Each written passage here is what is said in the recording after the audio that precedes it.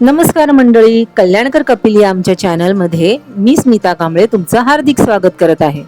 खरं तर गणपती विसर्जनाच्या या व्हिडिओला उशीरच झालाय, पण काय करणार, मध्ये नवरात्र होते, त्यानंतर दसरा, या सगळ्या धामधुमीत बरेच दिवस गेले. मग आता म्हटलं दिवाळी येण्याआधी हा व्हिडिओ तर टाकायलाच हवा. उशीर झाल्या गोष्टीचा खेद व्यक्त करून आणि गणपती गजाननाला नमन करून मी पुढच्या गोष्टीची सुरुवात करते. गणेशोत्सवादरम्यानचे ते 5 दिवस कधी सरले ते कळलेच नाही आणि विसर्जनाचा दिवस उगवला. गावी गेल्यानंतर उजाडल्याबरोबर पाठी नंदिनी, सखी आणि रुद्राबरोबर जायचं. त्यानंतर पुढच्या दाराशी येऊन थोडं टेहाळायचं, पारिजातकाची फुलं पाहायची. हा नित्यक्रम माझा ठरलेला. आता सकाळी सकाळी सुद्धा पारिजातकाने फुलांचा छान सडा घातला होता. पारिजातकाची फुलं आणि बिया पडून आमच्या कंपाऊंडच्या कॉन्क्रीटवर सुद्धा पारिजातक उगवले पहा.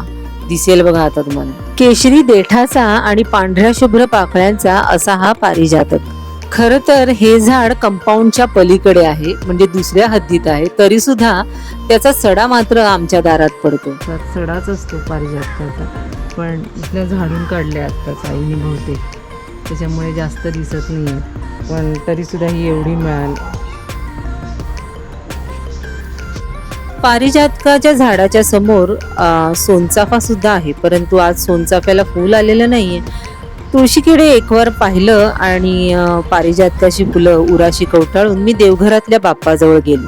त्याच्या चरणाशी पारिजातक वाहिला आणि मनापासून नमस्कार केला. दिवसाची अशी सुंदर सुरुवात करून नित्याच्या कामांना आरंभ झाला. नाश्त्यामध्ये टुमटुमीत फुललेल्या फुलक्या चपात्या, फक्कडपैकी चहा आणि सोबतीला कांदे पोहे. आम्हा कोकणी माणसांना खुश होण्यासाठी आणखी काय हवंय?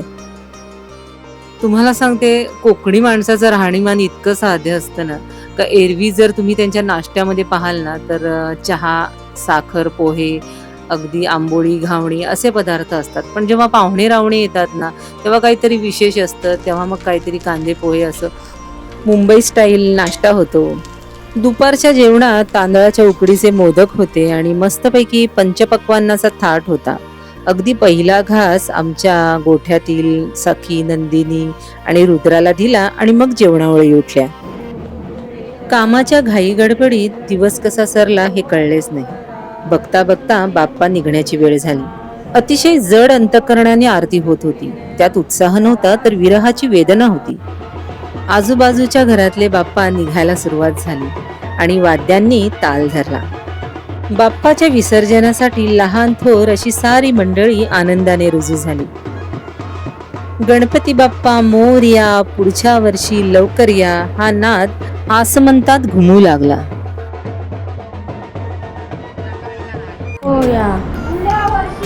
लवकर या. साईडला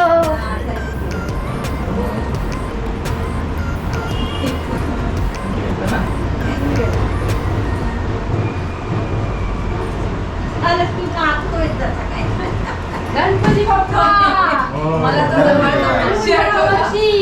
लवकर या. लाडू मोदक. बाप्पा निघताना बाप्पाचे मुख घराच्या दिशेने ठेवले जाते, जेणेकरून बाप्पाची नजर सदैव आपल्या घराकडे राहते. हे बाप्पा, सगळ्यांना सुखात ठेव, सगळ्यांचे प्रश्न मार्गी लागू दे, कोणाच्याही आयुष्यात दुःखाचा लवलेश सुद्धा नसू दे, सगळ्यांना तुझी भक्ती करण्याची प्रेरणा मिळू दे, समाजातील दुही संपून मानवतावाद रुजू दे, मानवता परमो धर्म हा विचार समाजामध्ये मूळ धरू दे. तुझ्या या तेजपुंज नेत्राने अशीच कृपादृष्टी आमच्यावर ठेव. हे शूर्पकर्णा, त्राहिमाम म्हणून टाहो फोडणाऱ्या दुःखितांचे दुःख तुझ्या कानापर्यंत पोहोचू दे. साऱ्यांच्या चेहऱ्यावरचे स्मित हास्य असेच कायम ठेव. बोला गणपती बाप्पा मोरया.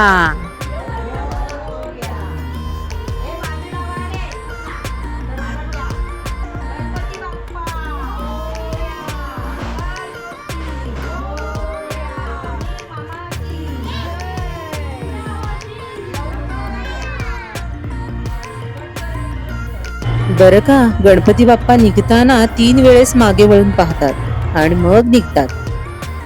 विसर्जनानंतर लगेचच रात्रीचा प्रवास करून आम्ही कल्याणला निघणार होतो.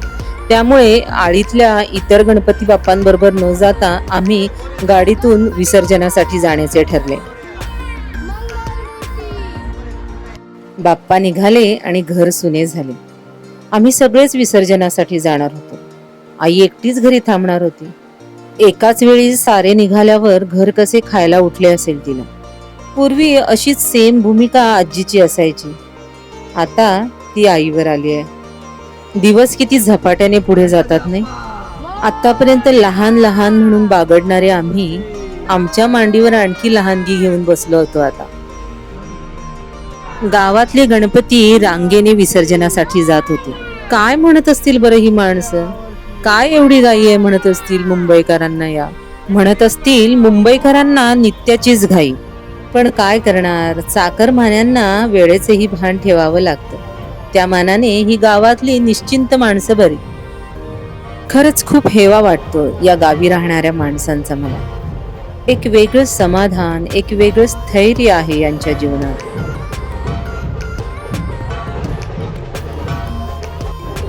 ती माणसे आमच्याकडे अशा काही नजरेने बघत होती ना, तर त्यांना वाटत होतं का किती अरसिक आहेत ही माणसं. हा उत्सव, हा विसर्जनाचा सोहळा पाहायचा, अनुभवायचा सोडून किती जलद गतीने हे सगळं संपवत आहे.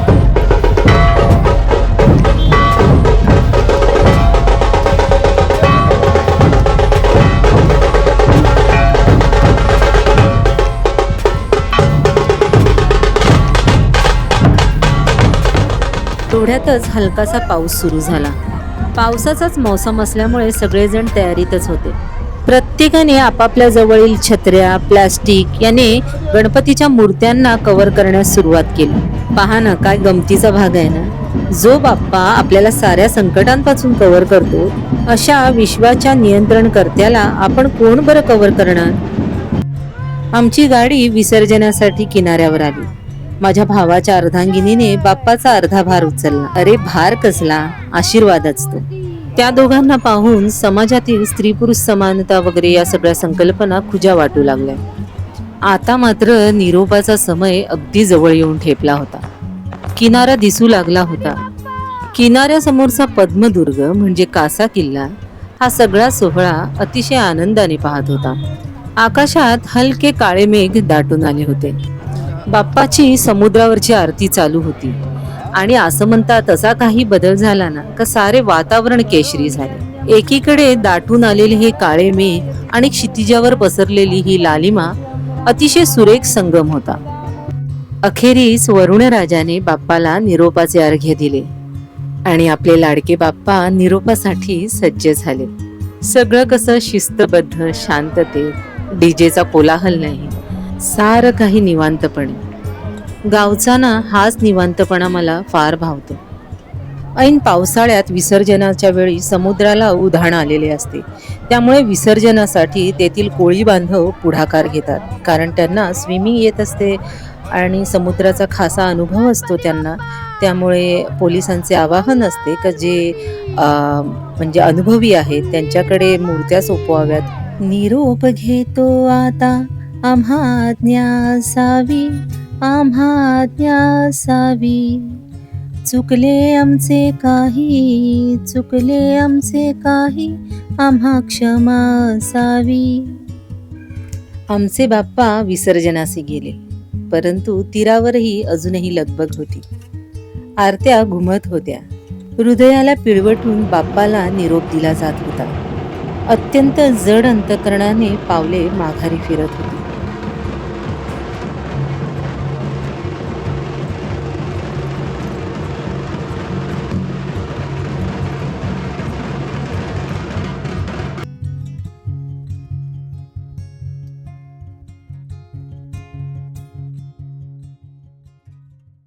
हे पहा, जेमतेम 2.5 दिवसाचं माहेरपण संपून गौराई सुद्धा आता विसर्जनासाठी निघाल्या आहेत. ह्या निर्गुण निराकार अशा परमेश्वराला हा सागर आता हळूहळू सामावून घेईल. ह्या संपूर्ण सृष्टीचा निर्माता ह्या सृष्टीतच सामावून जाईल. खरं तर ही सृष्टी, हे ब्रह्मांड हाच देव आहे का ह्या देवत्वात संपूर्ण ब्रह्मांड सामावलेला आहे, हाच प्रश्न पडत असतो मला. ब्रह्मांडामध्ये देवत्व आहे हे संपूर्ण मान्य, अगदी त्रिवार सत्य. पण गेले 5 दिवस जो बाप्पा आमच्या सोबत होता तो बाप्पा मात्र मखरात नाही, हेही तितकंच खरं. तर अशा प्रकारे विसर्जनाच्या या भागात मी स्मिता कांबळे तुमची रजा घेते. Thanks for your time.